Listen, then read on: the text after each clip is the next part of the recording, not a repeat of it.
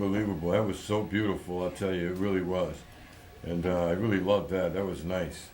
So let me get that off for a minute. I'll switch it up here a little bit. But wow, I'm sorry for that technicality. It was me. I was just so excited, just watching the Chinese national anthem representing China in Beijing. Miss Sissy, my anchor, my new anchor co-host, and she's been with me now for 3 weeks now, and it's been like seems like it's been a year. So I told her I wanted the China national anthem. Thank you. And I said, because we got to do this, because I'm going to play Marvin Gaye, the United States, Marvin Gaye, you know, Star Spangled Banner. This is how we do it, you know what I mean? It's called communications, Cambridge Community Television, flavor. So everybody speaks Mandarin out there, you know, sports, entertainment, newsworthy items supply. To all my friends, too, out there on the worldwide internet, tuning in right now, much love to you. Miss Sissy Sizzle, obviously, big time love. Just bubbling, huh? Radiant. Doesn't have to say anything, really. Well, she says a lot, though. She slaps me around on Monday morning. We've been doing a radio show for the previous 2 Mondays. She's phenomenal. 2 hours, 10 to noon. You viewers are going to get the pleasure, and you guys on the internet, to see us for 2 hours. We're going to be doing simulcasting come June 17th, our first show. Yeah. And you're going to be able to see us for 2 hours. You know, and Miss Sissy says, I know you'll get tired just watching me for 2 hours. So Not really. Miss Sissy comes here, you know, all the flavor and everything, you know, from above, somewhere from above, you know, just blessing the show and blessing you guys. So you're going to get that privilege. So every Monday morning from 10 to noon, those who listen to the show, now you'll be able to not only listen, you're going to be able to view and watch me and Miss Sissy entertain you and on positive issues and entertaining issues. Some good No. and some what? Some good, some is very good. And some bad, right? Some bad too. Now you got to be bad. Oh, yeah. It's got to be some bad and everything else. Oh yeah. But with this is we got one more show left. Next week we have one more radio show, one more television show, and then we shut down for 3 weeks, and then we open up June 17th, the first radio 17th, show, huh? and then the TV shows following that following Wednesday, which will be I think the 7th, 18th, 19th, and of July. So I'm looking forward to the break. You know what I mean? Getting some rest and everything. Oh yeah. And then coming back big because I'm happy now because I know when I come back big, we're going to really come back big in style. Thanks to the blessings of having you as part of the show. Thank you. So hi to everybody out there, and Miss Sissy, I want you to say hi to those out there who have Asian ethnicity, who out there who only can understand in Mandarin. I want you to say hello to them and bless them into the show. 所有亚洲的朋友们，所有可以讲中文的朋友们，大家好，我是 Cici， 很高兴坐在这边和 Clyde 一起主持节目，然后希望你们喜欢，谢谢。And would you tell them about the Gmail address too if they want to Gmail us? You know, you'll read their email. I won't be able to read it, but you will be able to. Yeah. You know what I mean? Yeah. Can you tell them? Yeah, sure. OK， 所以我们有我们自己的邮箱，然后您可以随时和我们保持联系。我们的邮箱地址是ccrcambridge@gmail.com， ccrcambridge@gmail.com， 请您随时和我们保持联系谢谢。And we'd love to hear from you. I can't wait to hear from you. You know, and Miss Sissy will read and respect all your Gmail or email, whatever you want to call it, and she'll read it and read it all out on the air. And so make sure you do that. You know, you're part of the show. We're community. It's called communications. That's what it's all about. Whether you're in San Francisco, whether you're in Asia, you know, whether you're in Chinatown, whether you're in Roxbury, Dorchester, Cambridge, the greatest community in the world, wherever you're at, you can Gmail us. You can Gmail us, no question about it, at ccrcambridge@gmail.com. ccrcambridge@gmail.com. And we'll enjoy hearing from you, how you like the show, what issues you would love us to talk about. I think we cover the whole spectrum. Yes. I really do. And now that you're here, we're more universal and we're more national. Unbelievable, which is a phenomenal thing.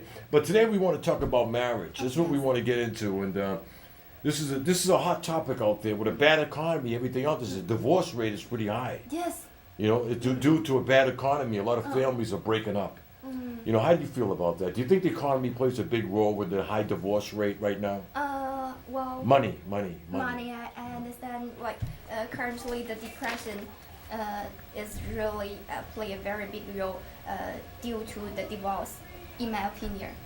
Yeah, because families they need to they need to work together, like for the financial of the family, right? They need to buy the house together, and they need to buy the food together and buy everything together. And then because the in economy is not so good, so it's really play a big part of this divorce. Right, and family vows, are they respected today? When people they take vows now, Oh yeah. you know, to death till we part.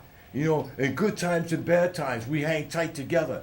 But it seems like when times get tight, people don't hang together. You know, it seems like a lot of people, they separate through tough times. You know, they don't believe in their marriage vows. You could just throw those out the window. Are they important anymore? Marriage vows. You know, Yes. you know, when you get married, there's vows you take. When your marriage is being blessed, whether it's a reverend, a preacher, a rabbi, you know, he says, you know, this is for real. There's commitments. But a lot of people, they get married, but there's no commitment. No commitment. Yeah, it seems like that. There's not enough commitment. Yeah, because they change their mind. They change their mind. Like some people, they don't really know what the commitment for the marriage. They don't really know what obligations and responsibilities for the marriage. Right. And then they just feel they want to get out of the marriage. They feel they want freedom.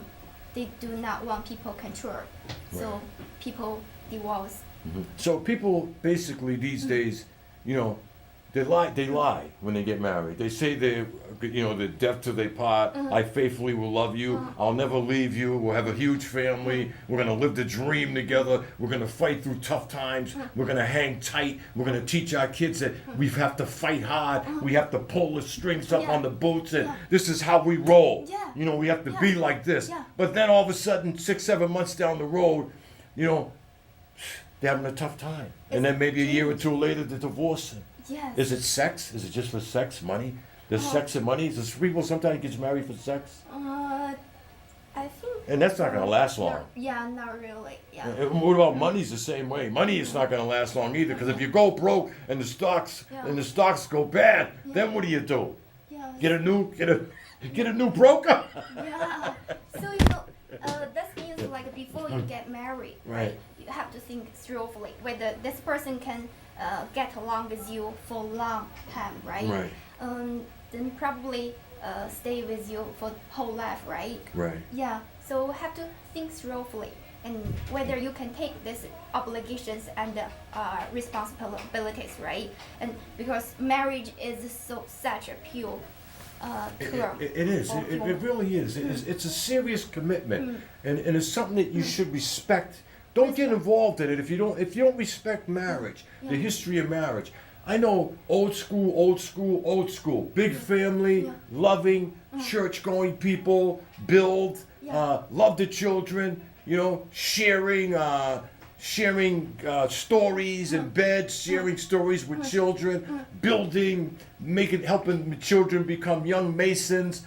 You know, this is what it was all about then. Then as time went on, new school, single, gays, single, all life changed, people change, everything changes. Changes. Evolves. No serious no more No about serious. marriage at all. Not serious at all about marriage.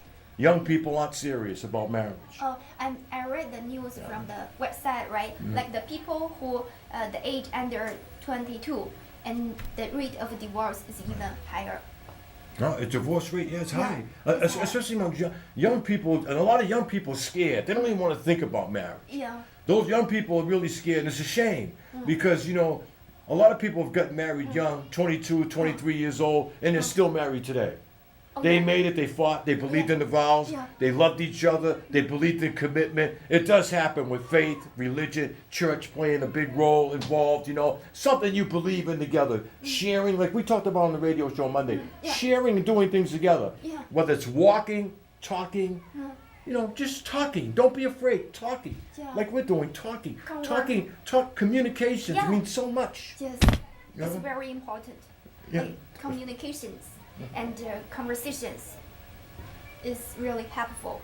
Yeah, it is. It is because a lot of people don't. A lot of people why marriages don't work. Couples don't talk to one another. Yeah. So They have sex. yeah. They go buy clothes, but they don't talk. When the bills come up, though, they talk a little bit. You know, the bills. But other than that, paying the bills, they don't talk. Yeah. So I think that actually in my personal perspective, like marriage is not really scary. Well, you're a brave lady. But yeah, it's not really scary. Yeah, But, yeah. but you physically and you mentally Yeah. have to be ready and You- have to be prepared well. You really do. You gotta know. You gotta know what you're getting yourself involved in, and what the real meanings of marriage is. And I think really too, a lot of young people out there too, there's a lot of priorities in here, Paul, that play a huge role too as well. Why I say a lot of young people are afraid to get married, because even me, I put the emphasis on education, going to get your degree in college, going to grad school, then going to get your master's like you're currently doing. This is very, very important. There's other priorities. You want to be very independently strong before you really get involved in a heavy relationship.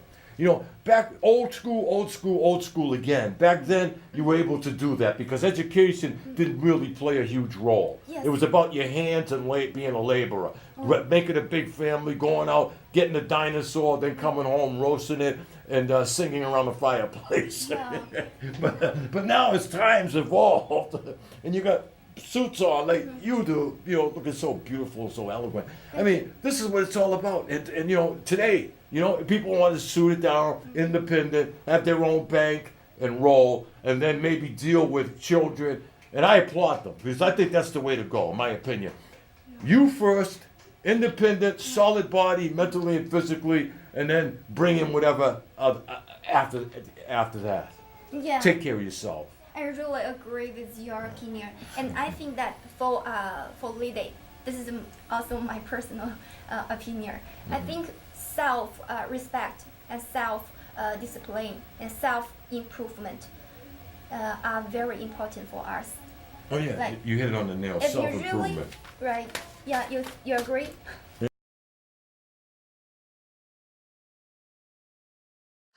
It's the same feeling I always seem to get.